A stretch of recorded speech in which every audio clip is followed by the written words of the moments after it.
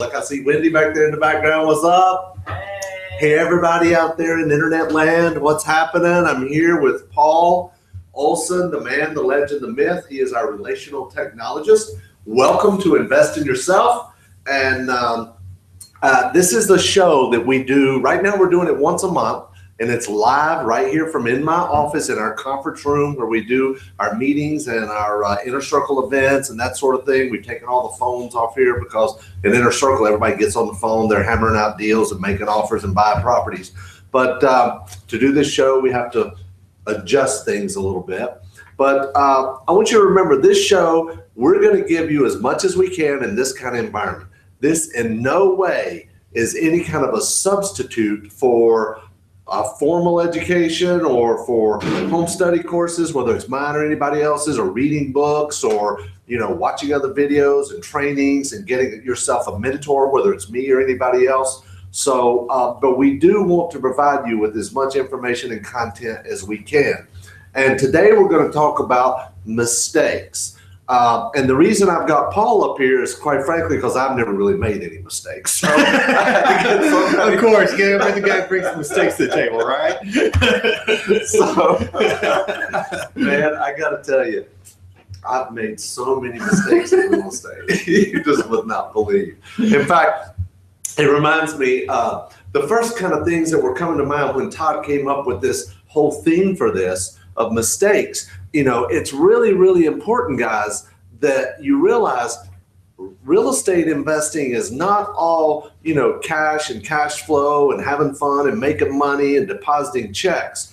I've lost money on a lot of deals. The most money I ever lost on a deal was $75,000. And I say it really fast because it hurts when you say $75,000 on one deal. But oh gosh. But guys, I'm still out there in the trenches, still doing it, still working it. My son and Noah and I, who is 11 years old, he and I spent all Sunday afternoon out riding around looking at houses. We went to 3 different towns, and we're just, I want to kind of teach him what we're doing and how we're doing it. So we rode around and looked at houses, and but the mistakes that I've made so many different mistakes. One time I sent the contractor to the wrong house, and they couldn't get in the house. So they broke in and started ripping the cabinets out of the kitchen. Oh, God. I couldn't believe that. So luckily, it was also a vacant foreclosed house. So it wasn't that big a deal. But we did fess up to it and, and took care of the damage. I've broken in the wrong, I've inspected the wrong property when I was out looking at properties. So I've just done a lot of different things. How about buying half a house? I bought a half a house one time. Oh my gosh, I'd forgotten about that. Yeah, that was a deal that we actually bought the note on. We bought the note and then had to foreclose on it. But come to find out, the legal description, the house was sitting on 4 parcels, and the legal description only encumbered 2 of them. I had to go to the other heirs of the property because the owners were deceased. I had to go to the different heirs of the property and get them to sign a deed and pay them money to give me the deed to a half a house, because I really only owned a carport and a kitchen. I didn't own any bedrooms or bathrooms. And one of those people was in prison in California. So I'm sure his $500 would buy him a lot of smokes. Exactly. But anyway, I was able to get it worked out. So I wanted Paul to come on here first because Paul is our relational technologist, and he sets up all of our automation, all of our spreadsheets, our, making our offers. He's the one that came up with a lot of the ideas, or actually the ideas, for the bid blaster and how that should work. And Todd, who was behind the scenes, he actually programmed it. He wrote the whole program. But I wanted to bring Paul up here to talk to us a little bit about some of the challenges and mistakes that technology can bring into your business. Because there's so many people out there talking about automate this, automate that, push button this, easy button, done for you, that sort of thing. Let me tell you something, guys. If real estate was easy, everybody would be doing it. It's not like that. And I will tell you this. This is a Larry Goins guarantee. If you do enough deals, you will lose money on a deal. that is a Larry Goins guarantee. If you do enough deals, you will lose money on a deal eventually. One of the things I've learned as far as mistakes, you make your best deals when you have no money. When you start getting some money, you get a little bit overconfident, and you may buy too much, or spend too much money on a property. It's like my father-in-law, Andy Lakin, says, real estate is like ice cream. You can get too much of it and you get sick. So, and that's true. So, Paul, tell us a little bit about some of the ways that we not only we use technology, but some of the mistakes that happen. No problem. Well, I'll tell you, one of the things that, I'm the relational technologist here, but really what I am is a systems analyst is really what it boils down to. I take a look at what we do systems-wise, and I try to make systems work with technology and help keep us from mistakes. So much of the time I find we just get so busy, we'll get a property under contract, and then we got to go do the due diligence, but then we'll forget, did we send a contractor out to go look at this property or not? Did we have a checklist in place? Do we have simple little stuff in place? Because when you start getting into a deal, you get the excitement going, you get the adrenaline going. You got to put that to the side and actually just go, okay, step by step, step by step. It's methodical. So some of the things that for me that help keep me intact is making sure that I've got some kind of a checklist when I do this stuff. Little applications like Wunderlist. I don't know if you've ever seen that one. It's a great little application that you can have on your cell phone. Would you spell that for them, because it's a little different than you think? Yeah, it is. It's actually a German company that does it. Wunderlist, if you actually want to say it in the German way. Wunderlist. It's a great little application that you can have on your phone to where as you're walking through a house, you can set yourself up little check reminders, checklists, that kind of thing. You can actually share with other people the checklist to it. So stuff like that, or having an Evernote account where you have just a basic setup to where when I go to a property to get a property under contract, these are the things I've got to do. I've got to go ahead and start setting up the closing. I've got to get the inspection going. Whatever it is that the type of deal that you're doing, because some properties don't need an inspection, some you do. So you just kind of need to think it out. Think out the process from start to finish. Make sure you have a list, and make sure you have a system in place to keep that list going to where you can just pull from it when you get that property and not run on adrenaline. That's really good. That's really good. And guys, that's Wunderlist. You should check it out. WUNDER list.com. And it's great. I'm very big on checklists. I mean, listen, anybody, and I mean anybody, can do real estate if you have a checklist. Exactly. Analyze the property. Does it meet this criteria? Exactly. Call up the realtor.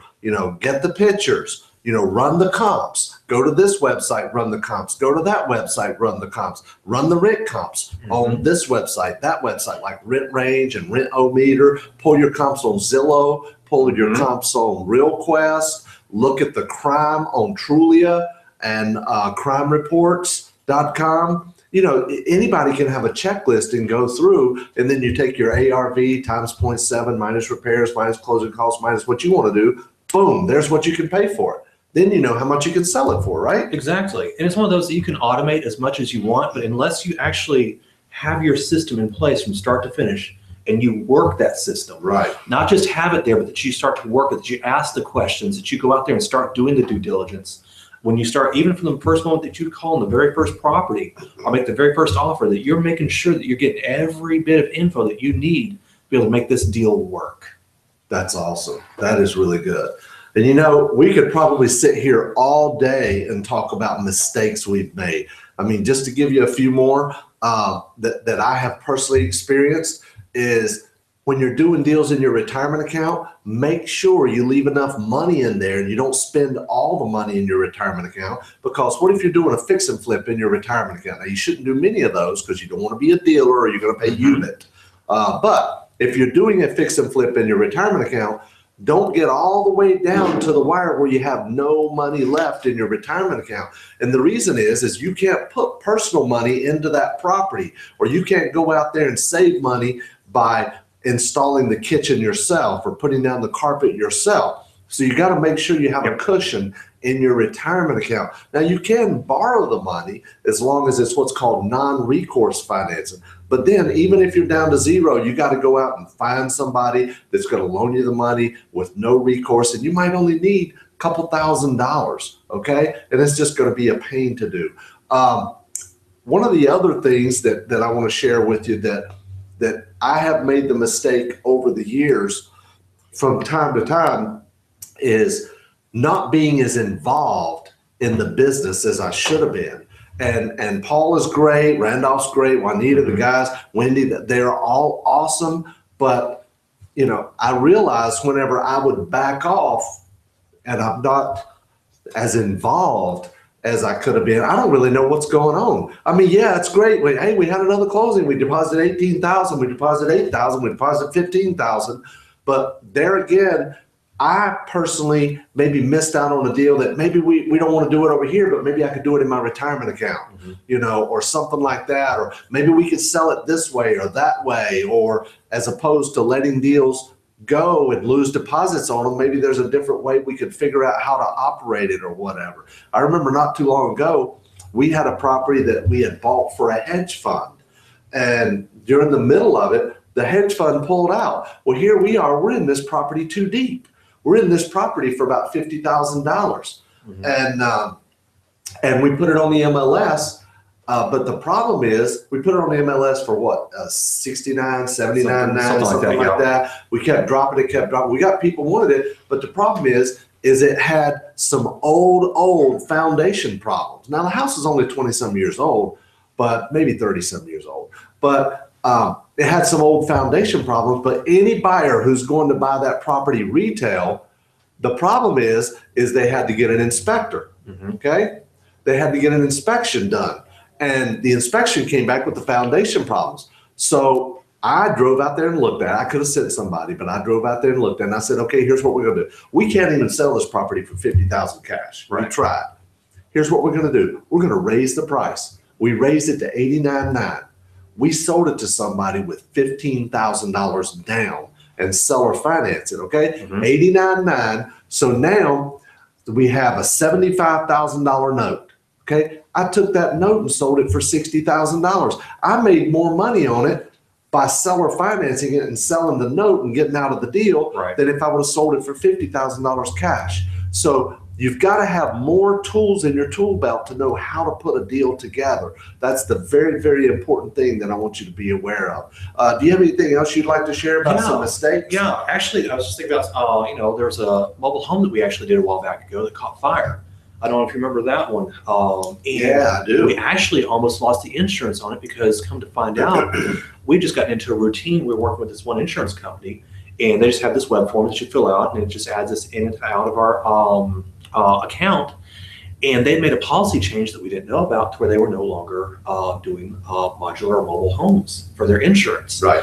And it was interesting because they first came back and were like, how did you even get this through our system, all that kind of stuff.